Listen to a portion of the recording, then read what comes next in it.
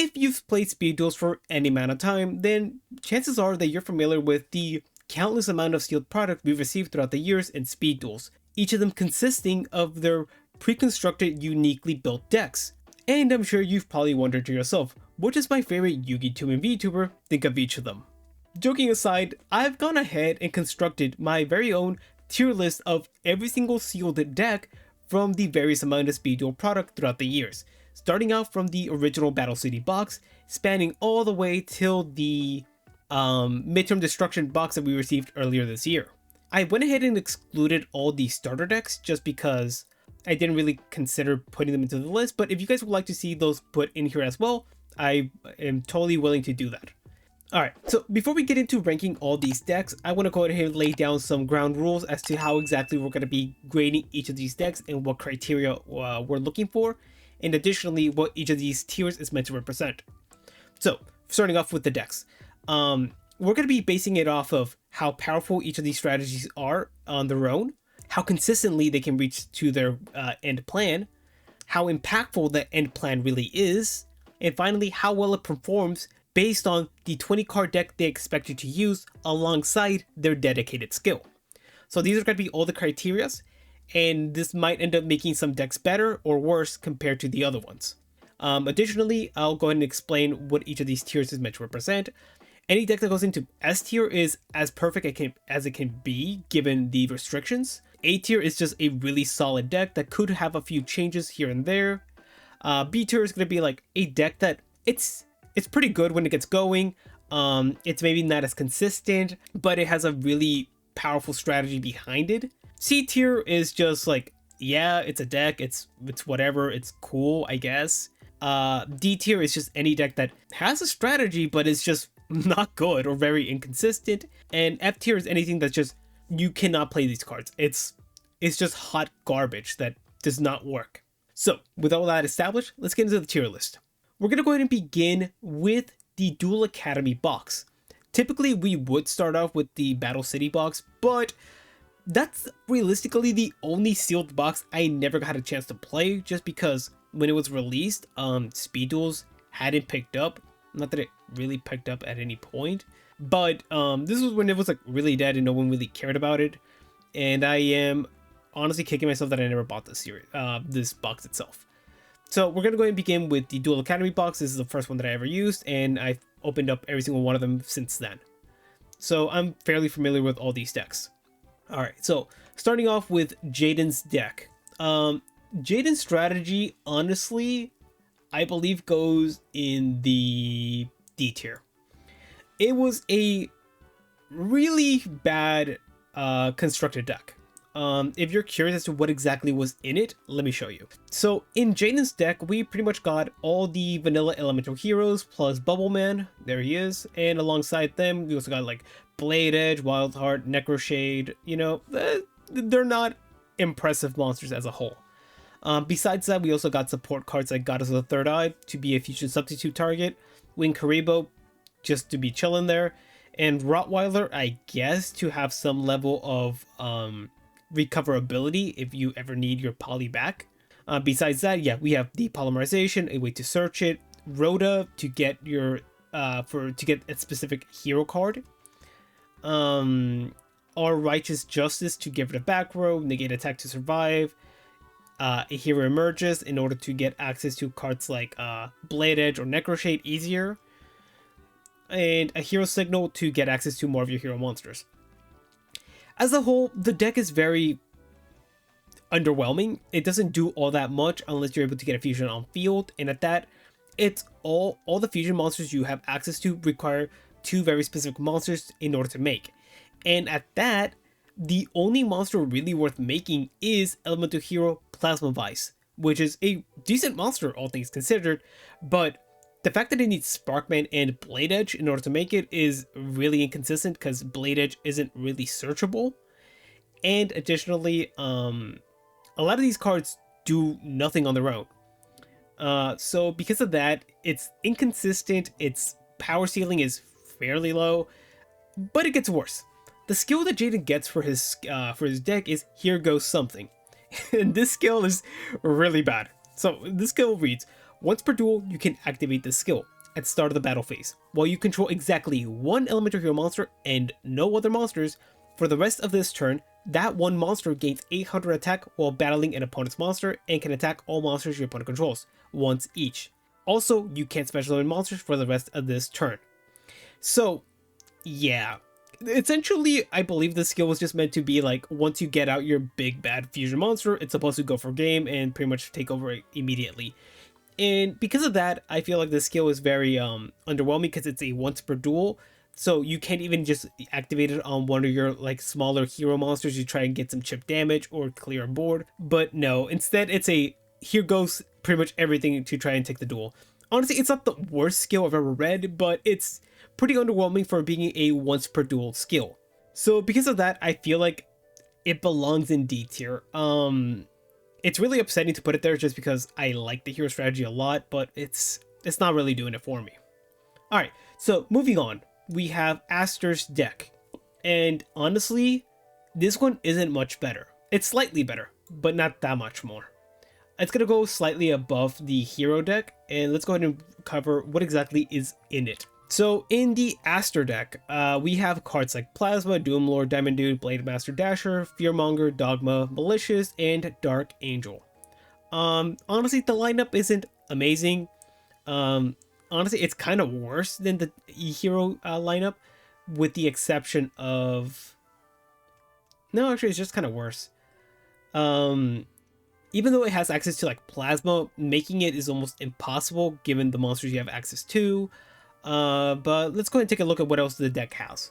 Besides these monsters, we also have Fusion Sword of Marasa, which is a decent equip spell. We have the Dark City to counteract the skyscrapers. D-Spirit is mid. Over Destiny is a pretty bad card. Night Beam was a better backward removal than our Righteous Justice. Destiny Signal is just the counterpart of the Hero Signal. D-Chain is actually not bad, and D-Counter isn't honestly that bad. It's pretty decent. Also, this deck does have access to Poly, but it won't list it here because it's already listed with the Jaden stuff. Alright then. The main thing that makes me want to say this deck is better than the Jaden deck is the fact that it gets access to the card Destiny Hero Dangerous and Destiny and Dragoon. These cards on their own are really good. Dangerous works as a boss monster that's a lot easier to make because you just need a Destiny Hero monster plus a Dark Effect monster. And guess what? Every single card is a Dark Effect Destiny Hero monster. So that's checked out. So if you have Poly plus any two heroes, you can make them. Additionally, if at any point you have both the Dogma and the Plasma in hand, you can make Destiny and Dragoon, which is, honestly, if you can make this thing, it tends to be GG's against most decks, at least in this sealed environment. Because of that, this ends up bumping it above the elemental hero strategy, just because the end product of this deck specifically is significantly better, and it's a wee bit more consistent, but not by a lot. All right, now let's go ahead and cover the skill. Aster's skill is way worse. It's powerful group of guys, and this skill reads: while you control exactly one Destiny Hero monster and no other monsters, and your opponent controls more monsters than you, so multiple restrictions, you can special summon one Destiny Hero monster from your hand or deck with a lower level than the monster you control. You can only special summon Destiny Hero monsters during the turn you activate the skill. There's a lot going on with this skill. For one, it's not a once per duel skill, which is nice. But for two, the skill doesn't do all that much. If you control a level 4 Destiny Hero monster, you're then able to special summon one, like a level 3, from your deck, given that you're already losing against your opponent. So that doesn't really do all that much for you. It doesn't even help you to go ahead and assemble the big boss monster of the deck with Destiny and Dragoon. But at least it can get you access to another Destiny Hero monster in order to fusion them into Dangerous. So it has that going for it, but honestly, that's not saying much. But yeah, overall, it's not great. Alright, let's go ahead and move on. Alright, so the next deck available is going to be Chazz's Pile. That's the best way I can describe this deck, honestly.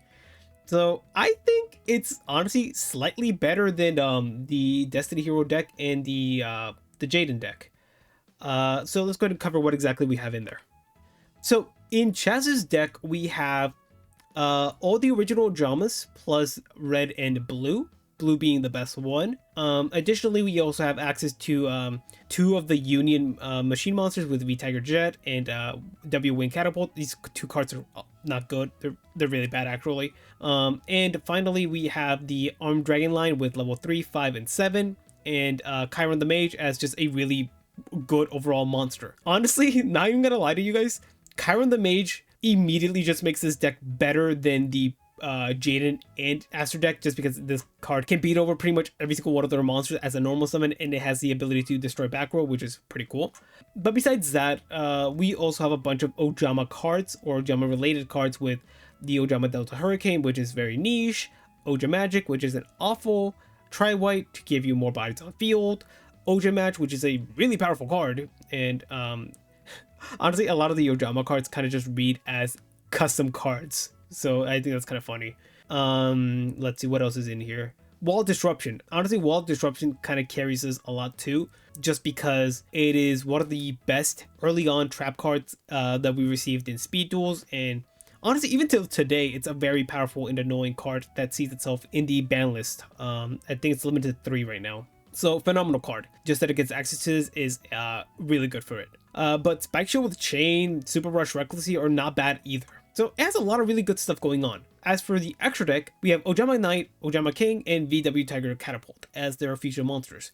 Ojama King is just GG's against pretty much every deck, and Ojama Knight is a really annoying Floodgate-ish card that's really hard to out if you don't have phenomenal normal summons or a way to bring out like a special summon that can deal with it. But what really carries this deck for me, in my opinion, is the skill.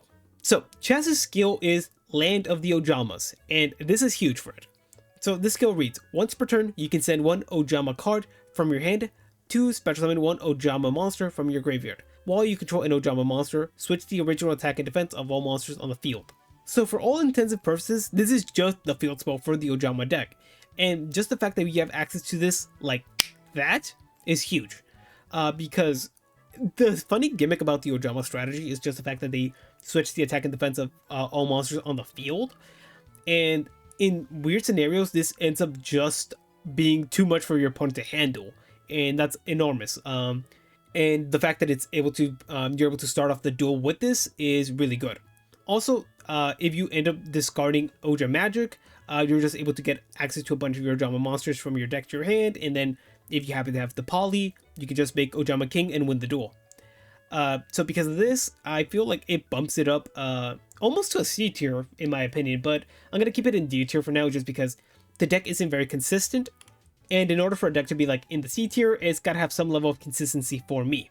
Alright, so next up we have Dr. Crowler with his Ancient Gears. And honestly, I think this is a B tier. It's between like an A and a B, but I think I'm going to go with B tier.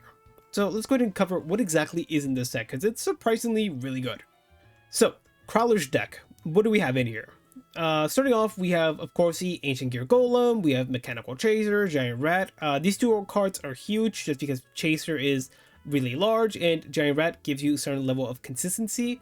Trojan Horse is cute. The Koichi is nice just to give your deck more consistency. Ancient Gear Beast, Soldier, Gear, Engineer, Knight, and Gadget are all okay Ancient Gear monsters. Beast is pretty decent. Honestly, it's not even that bad. But besides that, none of these cards are really all that impressive, given that they're Ancient Gear monsters. Where the deck really shines actually is in its spell lineup and the skill, but we'll get to that. It has amazing cards like Earthquake that doesn't see enough play. Ancient Gear Castle alongside Gear Town is enormous for the deck, and the fact that they also give you double Cyclone in order to enable them is awesome, and also another way to pop your opponent's back row, which you're doing, you're benefiting yourself so much more by this. Card Advance is cute, I guess. It's whatever. I don't really care for this. It just gives you an additional tribute summon, so that's kind of cool. Metamorph is actually really powerful, just if your opponent isn't able to deal with the monster or the back row. So this makes it very annoying and could just win you the duel, honestly, sometimes. But besides that, Miniaturize, I guess, is the next most notable card. But yeah, overall, the deck is not half bad, and it's actually kind of making me consider putting it in A tier. But we'll hold off on that for now. The boss monster of the deck is Ultimate Ancient Gear Golem. So, what does this guy do? Well, this is a huge Ancient Gear monster with 4,400 attack points, and its requirements are pretty steep, with it needing Ancient Gear Golem plus 2 Ancient Gear monsters. So it does need quite a bit in order to be summoned. But honestly, summoning this card is very worth it. For one, it does piercing damage. For two, your opponent can activate back row when it's attacking. And finally, cherry on top is that whenever it destroys anything, it can go ahead and summon an Ancient Gear Golem from the graveyard. So it's actually a pretty worthwhile monster to bring out. But as I alluded to a second ago, where the deck shines actually is its skill, Ancient Fusion. This skill is pretty much just Ancient Gear Fusion, but with a few restrictions. So this skill reads, once per duel, you can discard one card to fusion summon an Ancient Gear Fusion monster from your extra deck using monsters on the field as fusion material. So, at first line is pretty bad, right? You gotta discard in order to fusion summon using monsters on the field alone, and that's not really selling me on it. But we continue reading. If one of those materials is an Ancient Gear Golem monster, so Ancient Gear Golem itself, you can also use monsters from your hand and or deck as other materials. Your opponent takes no damage for the rest of this turn, and any battle damage your opponent takes from that fusion monster is halved.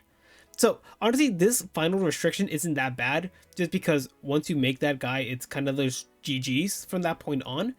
But the fact that you can use materials from your deck as long as you control Ancient Gear Golem is enormous, especially because it's not the hardest thing to do, given some of the cards you have access to, like Ancient Gear Castle and Gear Town, that allow you to enable that. It's honestly not half bad. However, for me, the main thing keeping it from going in A tier is the fact that this deck is very reliant on going second. It's not really a go first strategy. And also, if your opponent is able to interrupt you in any way to prevent you from summoning that Ancient Gear Golem to your field, it can get really tricky to bring out your fusion. All these restrictions kind of demoted down to B, but overall, really good deck. Like, it's far and about better than any of these three.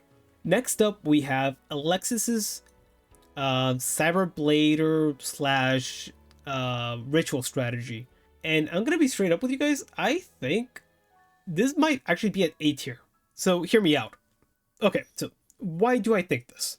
Well, let's begin by what exactly this deck contains. We have cards like Blade Skater, which isn't a great start. But moving on, we have Sanju and Sonic Bird.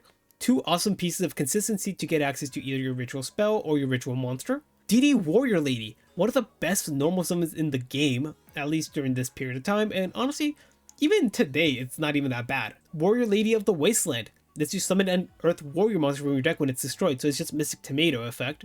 Itao Cyber is whatever, Cyber Tutu, Cyber Gymnastic, it's honestly really good. So this card is a, if you've never read this red card reads, once per turn you can discard one card, then target one attack position monster your opponent controls, destroy that target. And it has an 1800 defense stat line. And if your opponent isn't able to out this card quickly, it can quite frankly just take over a duel non-ironically in these very sealed environments. Just because you're consistently able to remove a monster from your opponent's side of the field for just a discard. And that's really strong. And finally, to wrap up the monsters, we have Cyber Prima, which is, it's okay. It does have a nice little backward destruction effect, but it's whatever. Moving on to the ritual monsters, we have Cyber Angel Benten, Cyber Angel Itaten, and Izana. These guys were the core of a extremely powerful ritual strategy in the earlier stages of the game, and honestly, it's still a very competent strategy till today. But onto the spell cards, the Warrior Returning Alive is cute, it's not bad. Machine Angel Ritual is a phenomenal card. Berserk Skills is another card that sees a lot of play in the format. Cosmic Cyclone, the best prior to MST being printed, but was the best way of removing back row because it was just nice and simple. Hollow Life Barrier keeps you alive. Jar of Avarice is consistency. And here's the boss monster of the deck, non-ironically. Cyber Blader. If you've never read this card, let me read it for you. So, first off, this card reads, a fusion summon of this card can only be done with the buff fusion materials. This card gains the following effects based on the number of monsters your opponent controls. 1. If your opponent controls one card, this card can't be destroyed by battle. So you gotta out it by card effects, which is not easy, especially in sealed environments. If your opponent controls two cards, this card's attack is doubled, going from 2100 to 4200. That is huge. And if your opponent controls three monsters, your opponent's activated card effects are negated. So this card essentially just skill drains the field if your opponent overcommits. So yeah, you know, if this card gets going, it's one of the most annoying cards to out, non-ironically. However, what makes this deck significantly better is the skill. And to me, this is mind-boggling because she has another skill which is significantly better in my opinion, which was the skill that saw the most play. But both her skills were really powerful. So the dedicated skill that she gets is Cyber Blade Fusion.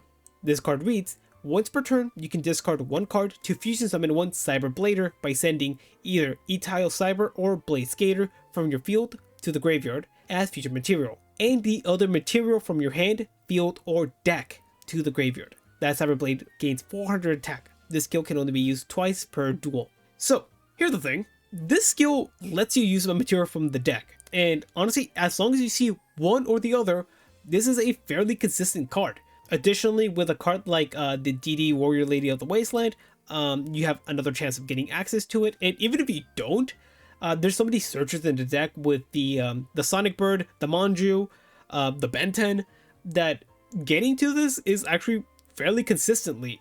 And if you're not getting to it, you can go into your ritual plays, which is really strong. So the deck has two different paths they can go to, and they don't even contradict each other that much. And because of that, I feel like it actually belongs in A tier. But I'd love to hear your guys' opinion in the comment section below. I feel like this might be my most contentious take in the list, just because I feel like some people may think it's overly rating it right now, but I am a huge fan of this one. Moving on, we have Crystal Beast. Jesse Anderson's Crystal Beast. And honestly, this one goes in, I think it's between C tier and B tier. I'm gonna go C tier, and I'll explain why. Alright, so on paper, the Crystal Beast strategy seems pretty good. We have every single Crystal Beast monster, which aren't awesome, Pegasus being the best one. Also, we have a card like Crystal Seer, which is actually really good. But after that, we also have a bunch of Crystal Beast cards with the Ancient City, Rare Value, Crystal Blessing, Promise, Release, Crystal Tree. Crystal Raigeki is actually huge for the deck. It's just really nice for removing cards your opponent controls. Rainbow Life is a nice way to keep you alive. And Crystal Conclave is just a really good Crystal Beast card.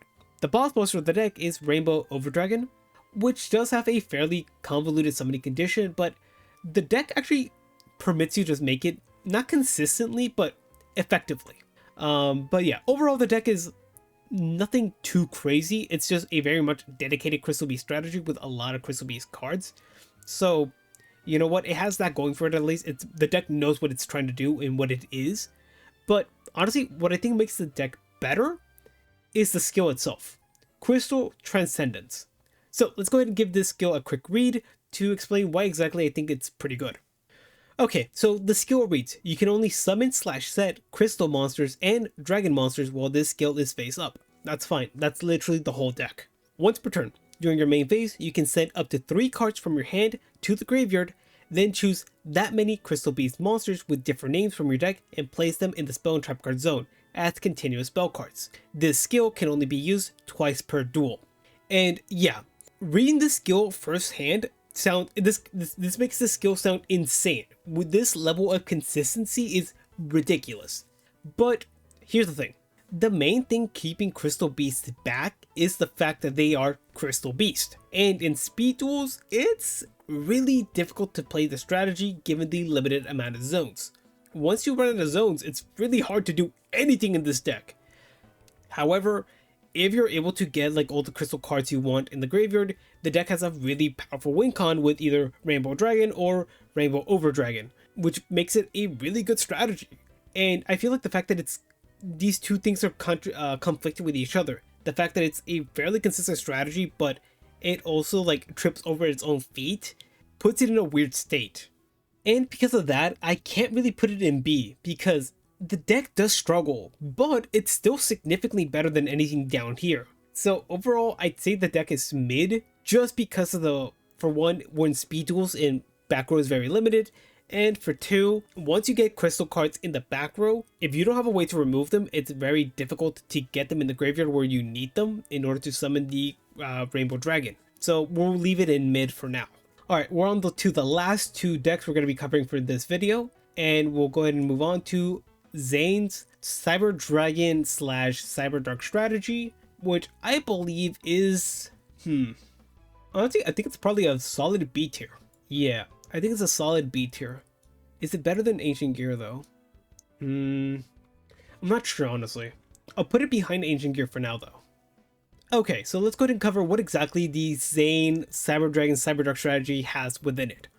So to start off with, we have Cyber Dragon, which is a phenomenal card, and honestly got put to 3. Is it still a 3? I forget. I'm pretty sure it's still a 3. So that should be a pretty good indication of how decent this strategy is. We also have Hunter Dragon, which is a not a half bad normal summon given its stat line. Proto Cyber Dragon just to get access to more Cyber Dragon names. Cyber Phoenix, really good, honestly, not bad at all. We have Cyberdark Horn, Edge, and Keel as our Cyberdark names. We have Exploder Dragon, another pretty decent dragon monster, Cyber Valley, and Cyberdark Claw for consistency. This card gives us access to any of our Cyberdark spell and trap cards from our deck, so just by pitching it from our hand, so that's really good. Additionally, we also have cards like Different Dimension Capsule, which allows us to pretty much search any card. It's slow, but you know, it's sealed, so it's not bad. Future Fusion is actually huge if your opponent can't deal with it, giving you access to a fairly powerful fusion monster in a few turns. Overload Fusion lets you use monsters from your graveyard as fusion material, which is really good. Cyberdark Impact, another really powerful fusion spell. We have Trap Jammer, which is more niche. Let's see, what else do we have access to? Straight Flush isn't half bad either if your opponent overcommits in their back row. Memory Loss is pretty cool also, if your opponent has monsters that have active effects. And Cyber Network is just a really good trap card. So overall, the deck is pretty decent. It has a lot of really decent cards within it, a lot of really powerful cards as well. As for its future monsters, they're not half bad either. We have Cyber End Dragon, which is a huge monster that does piercing damage, which can put a lot of pressure on your opponent. Chimera Attack Over Dragon, which is a more niche option, but it's not half bad either. And finally, Cyberdark Dragon, which is like the dedicated boss monster of the deck, which isn't half bad in the card that you're usually going to be making off Future Fusion, or any of your other fusion spells, honestly.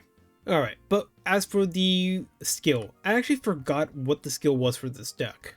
Alright, so Zane's skill is Forbidden Cyber Style Technique. Alright, so this skill reads, activate the skill once per duel. If your life points are 1500 or less and your opponent controls no monsters, reduce your life points to 50. Then special summon 3 machine cyber monsters from your hand, deck, or graveyard. They each become Cyber Dragon on the field, level 5, exact same stats. And they can't be tributed for the rest of this turn. Also, you can't summon except fusion monsters, nor attack except with fusion monsters. Destroy any monsters summoned by this skill during the end phase. So, typically this skill is kind of like a final gambit at the end of the duel to pretty much take over the and beat your opponent right then and there. And compared to other skills, this isn't all that bad because if you're able to resolve this skill and make that Cyber End Fusion Dragon, you kind of just win the duel right then and there. So, honestly, does this make it better than the Dr. Crowler skill? I mean, the Dr. Crowler deck. Low key, I kind of like it better. Yeah, we're going to put Cyberdark over Ancient Gear. Alright. Yeah, you know what? I think I'm cool with that. Alright then. Finally, we have Axel Brody with his Volcanic strategy. And you know what? That's S tier. No, I'm joking. It's honestly kind of like C tier. Yeah, it's like C tier. This sucks because Volcanic is one of my all-time favorite strategies. I wish we had gotten better Volcanic cards, but you'll see what I mean. So the Volcanic strategy has some stuff going for it, but not much. So the boss monster of the deck is Volcanic Doomfire, which isn't half bad, honestly. It's a pretty decent monster if you're able to summon it. We have the Impachis with the Charcoal and the Blazing, UFO Turtle for consistency, Flame Spirit as an extender, I guess.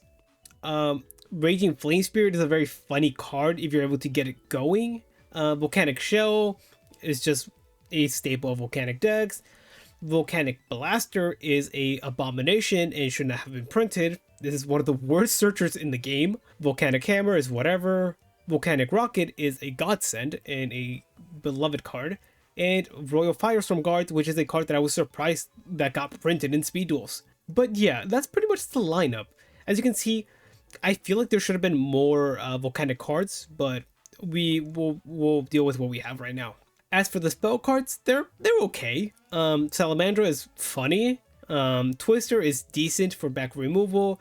Blaze Accelerator is a way to deal with monsters on the field, but you have to specifically pitch that Volcanic Shell, and at a certain point in the game, this does start accumulating in your life points. I feel like the deck should have had access to like a card to gain you life points in order to mitigate that, but that's neither here nor there. Tri-Blaze Accelerator is a bad card. Wildfire is decent, just because it's able to like nuke the field, essentially, but it's more niche. For the trap cards, we have Michizure, Covering Fire, and Firewall. Firewall is not great. Michizure is decent, and Covering Fire, it's whatever. But at least the skill is decent. It's not awesome, but it's decent. So the skill reads, once per duel, you can change the name of one Blaze Accelerator you control to Tri-Blaze Accelerator. This skill can only be used twice per duel. So essentially the skill is just trying to bypass the having to use your Blaze Accelerator to go into Tri-Blaze Accelerator because it's just very convoluted, and try to make it easier to be able to make the Volcanic Doomfire. But that's the thing. This skill is just trying to make the deck a little more playable and doesn't actively do anything essentially for the deck. That's why I think it hinders it a bit. I honestly wish it could be above Crystal, the Crystal Beast strategy, and maybe even go like to B tier, but it doesn't have enough to do that. But it is more consistent than any of these strategies. But yeah, I think it feels good there. I feel like that's a pretty decent spot for it. Alright, and with that, this concludes part 1 of ranking every single sealed Speed Duel deck in the game. And, you know, I feel pretty confident in my rating of each of them. I think I was pretty fair with all of them. But in the comment section below, I'd love to hear you guys' thoughts. Do you guys think I was too harsh on some of them? Do you think I wasn't harsh enough on other ones? Also, I'll see if I can leave a link in the description for this specific tier list if you guys want to follow along in the comment section. Additionally, if you guys want to see me rank the Speed Duel starter decks as well, let me know. I am totally down to do that, only if you guys want to though. But with that being said, thank you so much for stopping by. I've been Topsy. If you did end up enjoying today's video, then leaving a like or subscribing, it goes a long way to helping channels like myself out a lot. Also, do stick around. The next part of this series should be out in a few days, so keep an eye out for that. But while you're here, consider checking out either my sealed series that I do with my good friend Bear, or my prog series that I have with my other two friends. With that being said, thanks so much, and I'll catch you on the next one. Bye.